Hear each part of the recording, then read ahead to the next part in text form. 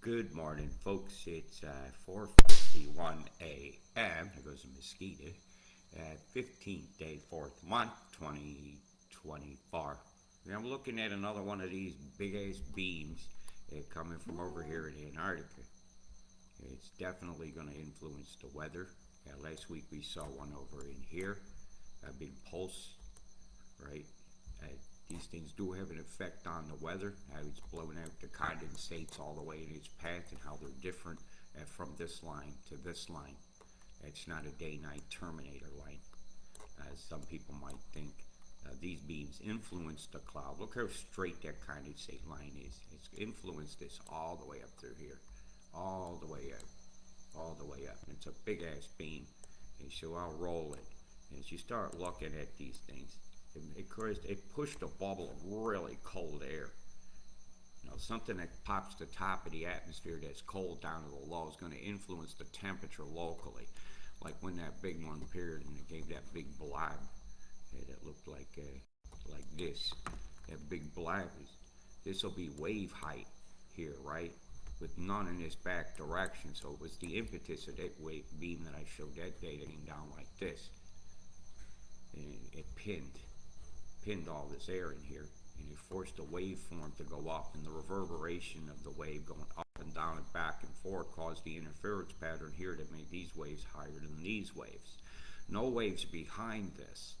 Even big splashies indicates there was no impact from space that caused this, or they would have sent waves in all directions. And the total absence of back waves, right, is indicative of an EMF, electromagnetic frequency, influence of the ocean surface itself. Now this was a really big blast. I'm going to shut this down a bit, because when I seen that, I was like, okay, is this showing on anything else? So then I dove to Mimic, and sure enough, there she is, right here blasting. And it's kind of aimed toward this area here, with its epicenter right about here. Ice cube detector is here. So I say, okay, what's located exactly over here? So I've got another shot of this beam, so I can do my homework, right? And say, trying to figure out where the epicenter is of this beam. It would be right about here. They didn't put the other side fully on, but Africa has shot a straight line down, which I'll show you again shortly. I'm documenting this beam popping toward the pole, controlling the moisture that flows over Antarctica, so they could push it where they want. Cause those cold bubbles of air to come down, cause waves to form on the ocean surface, control shipping, control winds, and this sucker went right over the top of New Zealand. Sent it over right about here. Okay? See this in here? Between this one and this one. And so I went on to ResearchGate. Well, it ended up with a site to come up with a map of the bases all around Antarctica. And so here's that map. Just open it. Okay, hang on a minute. How about this one? I did a save of a picture, so give me a moment. That was a definition of the word angst. Now, I'm not suffering from angst. Anybody who thinks that don't know me very well. Now, I'm angry, and I'm allowed to be. Now, let me pull the map back up again and try this one more time. All right, we'll pull the map up. And I come up with this here. So we're going to screenshot zoom in. This is an interesting site about one of the experiments they've run using LiDAR.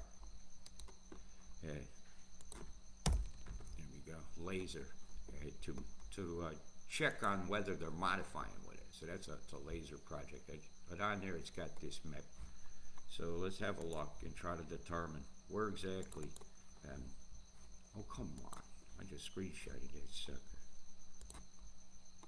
There you go. Right. So between here, let's see. Who's everyone here? All right, let's do our determinants now. Well, I'd already done it. It came out to this area here that has a series of Japanese bases in it. This whole area here, this is them.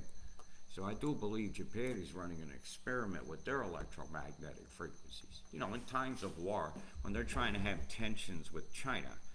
And to see Japan as neighbor of China being encouraged to test their stuff is an interesting thing, isn't it?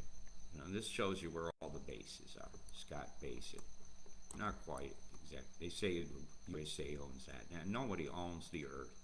Russia, China. So near the pole, there's lots of people that can reach any site of the planet with their beaming devices. And to pin one down is difficult. But what's the most in that area is this cluster of Japanese bases over here. There's a couple Russian bases on this side. It makes sense, you know, for them to be over there. Yes, they're part of the world. Anyways, I digress. So this beam went and shot up a path through here and here. It's very definitive. With a beam right here. See the connection? Polar connection. They'll probably say there was always a big aurora event. I don't think so. I really don't. The blasters are right. And that one there, it would be most likely the space fence. Though Russia can hit that too. That's a very easy spec for Russia to hit with their atmospheric heaters. Yeah, that went right over the top of them. It's some data. So where is this coming from? It's now starting to look like a Russian base. Because we can look at our maps, where the turbid is, right? And that's what it's looking like. Because they're right in line with that. It's right on the shoreline. Easy to hit. So what are we learning? That these events are, it's easy to control the entire rivers of moisture around the whole planet all at once. That you can do. Yeah, it's going right over them. Yeah, and spread out toward the pole. This was not hard. Or she would have come down through here. Nope. And with the rotation of the Earth in this direction, that's a fast lasing beam to do that. The kind of the bend is showing you the rivers of moisture all moving as this image has been taken. These things have already been affected by the beam and causing a curve. And this is ongoing right now. And so New Zealand, your earthquake risk is super high right now. And it's panned in that direction. So we're going to be watching very, very closely now. She went right over the top of Cha-Cha over there. So let's think happy thoughts. Here's another beam sweat that's come down from the other side of Africa. It's a big wide sucker, man. Big wide sucker. 2/3 of the planet have been covered by this beam. They're playing God. There's the other half of their sweat is over here. And it's what I wanted to cover this morning. Wanted to show that big ass beam. Is it showing up on sat view? You know it. You absolutely know it. Right through here. And they're manipulating this in now. See all this chem coming in? A little later on I'll do the weather show. But for right now, I just want to cover this beam that's been impacting the world. This great big electromagnetic frequency beam under this time stamp here. Bzzz. Bzzz. Getting fried. New World Order style.